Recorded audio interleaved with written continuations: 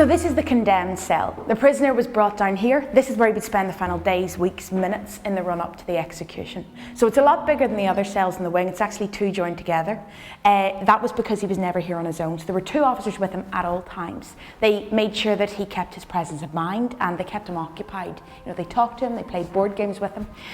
On the day of execution, they woke him up at 5 a.m. At 6 a.m, his cleric would arrive. This could have been a priest, minister, rabbi, depending on the man's denomination. He would be offered breakfast. Most refused the breakfast, choosing instead to spend the extra time with the cleric. Now at that point, he was brought into this room.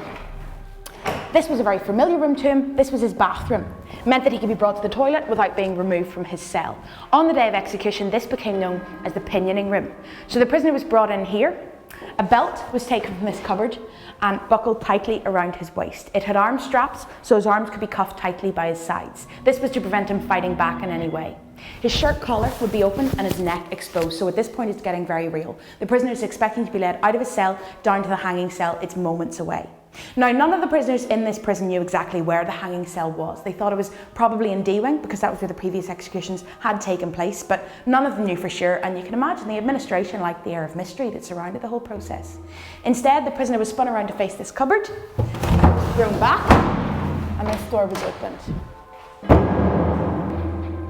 And effectively, he'd been sleeping next door to the noose the whole time, and he never knew.